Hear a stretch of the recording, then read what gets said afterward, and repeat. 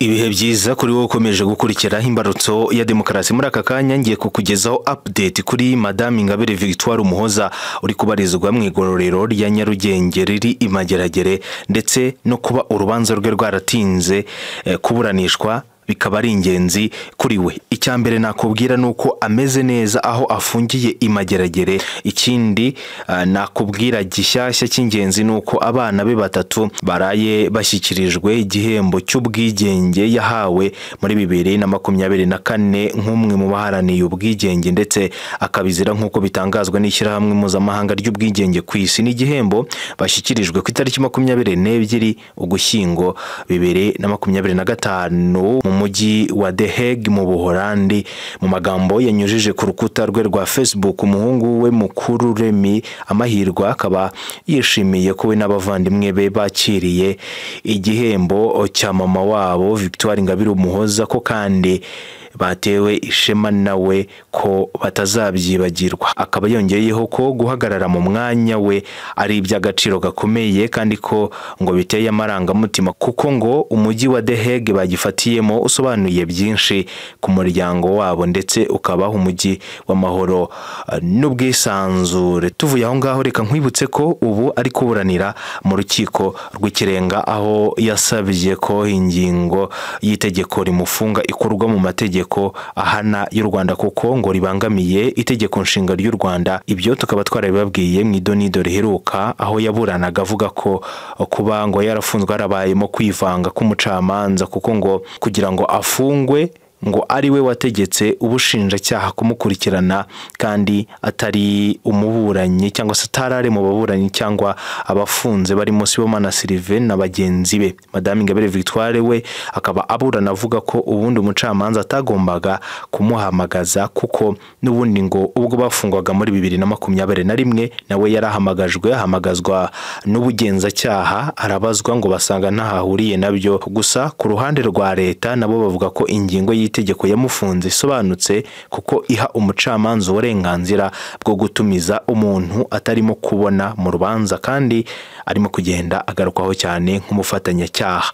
Aha icyo gihe ku itariki ya 12 Ugushyingo 2025 ku rukiko rw'ikirenga, Honorable Madame Mukantaganzwa Domitira, perezida w'urukiko rw'ikirenga warwiburanishirije, ndavuga urubanza rwo kuri iyo tariki, yatangaje ko imyanzuro izasomwa ku itariki 16 Mutarama 2026 ku isaha y'isa 9 z'umugoroba. Nkwibutsa ko Mme Victoire Ingabire Umuhoza yafunzwe na RIB ku itariki 19 Kamena, ubwo n'ukwezi kwa 6 2025. RIB bisabwe n'ubushinjacyaha mu rwego rwo gushyira mu bikorwa icyemezo cy'urukiko rukuru mu rubanza ruregwamo Sibomana Sylvain na bagenzi be, kugira ngo ashyikirizwe urukiko. Iki cyemezo cyo gukurikirana Ingabire Victoire cyafashwe nyuma y'aho urukiko rutanyuzwe n'ibisobanuro Ingabire yatanze ku ruhare avugwaho mu mahugurwa yahawe abahoze ari abanyamuryango ba Darof Umurinzi, ubwo yari yatumijwe muri uru rubanza ngo agire ibyo asobanura. Icyo gihe rero basanze ibyo yasobanuye ngo bitanyuze urukiko, biba ngombwa ko atabwa muri yombi, arafungwa. Mu kwezi kwa 7 aza kuburana mu rukiko rw'ibanze rwa Kicukiro, rumukatira iminsi 30, aza kongera kujurira mu rwisumbuye rwa Kigali Nyarugenge, naho iyi minsi 30 igumishwaho, arongera agaruka mu rw'ibanze rwa Kicukiro, naho iyo minsi igumishwaho, noneho agiye kuburana mu mizi nyuma yo gufunga iminsi 30. Ariko gusa icyo gihe hariya ku rukiko rw'ibanze rwa Kicukiro ho yaragiye kuburana ku bijyanye no kuba yarafunzwe iminsi yo gufungwa yararangiye, ndetse ko yaregewe urukiko hashize umunsi. Ibyo baragombaga kubikora nyine mbere y'umunsi, bakabikora nyuma y'uwo munsi. Rero icyo gihe byaje kurangira iminsi 30 igumyeho, ndetse aza kujya kuburana ku itariki 2 Nzeri biza kurangira. Icyo gihe yihaniye inteko imuburanisha, nabyo ndaza kubikubwiraho. Gusa mbere yuko nkubwira n'ibindi, nuko icy'ingenzi ahangaha wamenya nuko Mme Victoire Ingabire Umuhoza hari itariki itazibagirwa mu mateka ye ni tariki 14 Nzeri 2018 aho yahawe imbabazi na Perezida wa Repubulika y'u Rwanda Paul Kagame ubwo byanyuzwaga mu itangazo rya Perezida rivuga ku mfungwa n'abagororwa bahawe imbabazi. Akaba icyo gihe yarahise arekurwa bukeye bwaho ku itariki 15 Nzeri 2018 hamwe n'abagenzi be basaga 2138 biturutse kuri izo mbabazi. Impamvu mvuze kuri iyi tariki yahereweho imbabazi nuko yafunguwe abura imyaka 8 y'igifungo, kuko yari yakatiwe imyaka 15 agakorera indwi, nyuma yaho akaza guhabwa imbabazi. Icyo gihe yahawe imbabazi ndetse bikaba icyo gihe byari bivuze ko iyo aramuka akatiwe ikindi gifungo yari guhera kuri ya myaka agakomerezaho niyo yaba yarakatiwe.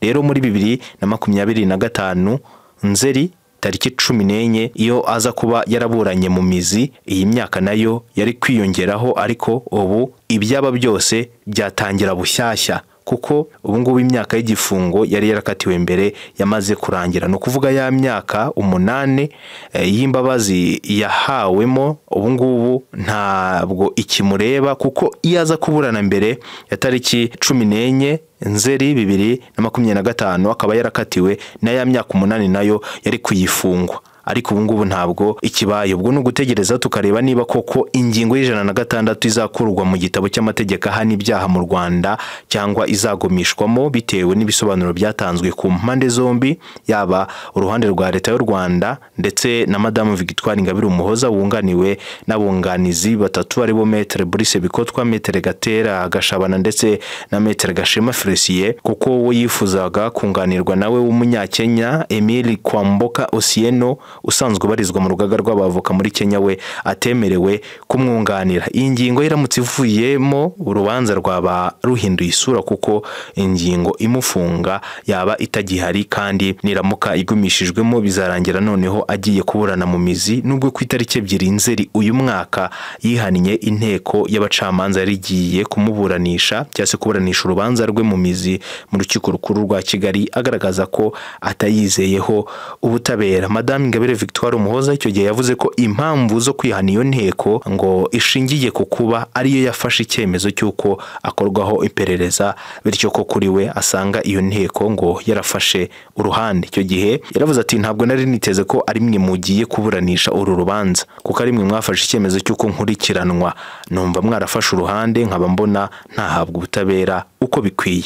Rero ubundi kwihana inteko cyangwa umucamanza biba bisobanuye ko wanze ko bakuburanisha. Itegeko riteganya ko kwihana umucamanza bikorwa mu nyandiko igihe cyose urubanza rutaracibwa. Uwihannye umucamanza mwiburanisha agomba kwandikira Perezida w'urukiko inyandiko isobanura impamvu z'ubwihane mu gihe kitarenze umunsi umwe ukurikira uwo iburanisha ryabereyemo ubwihane. Iyo icyo gihe kirenze ataratanga iyo nyandiko bifatwa nkaho nta bwihane bwabaye, urubanza rugasubukurwa. Gusa ibi byose byarakozwe. Rero iyo umucamanza yihanwe mu iburanisha, umwanditsi yandika ko habayeho ubwihane, inteko iburanisha igasubika urubanza nta maka. Iyo umucamanza yihanwe iburanisha ryarapfundikiwe, inteko iburanisha ihagarika ica ry'urubanza igategereza icyemezo kuri ubwo bwihane. Iyo ubwihane bwemewe cyangwa se bwemewe, umucamanza wihanwe ava mu rubanza agasimbuzwa undi, urubanza rukongera guhamagazwa mbere iyo kuruca. Iyo ubwihane butemewe kandi iburanisha ryarapfundikiwe, inteko iburanisha ikomeza ica ry'urubanza, byaba ngombwa ikimura isomwa ryarwo, bitabaye ngombwa kongera guhamagaza ababuranyi. Ibi nabyo bikaba bigitegerejweho umwanzuro wabyo niba koko ubwihane bwe bwarakiriwe cyangwa bwaranzwe.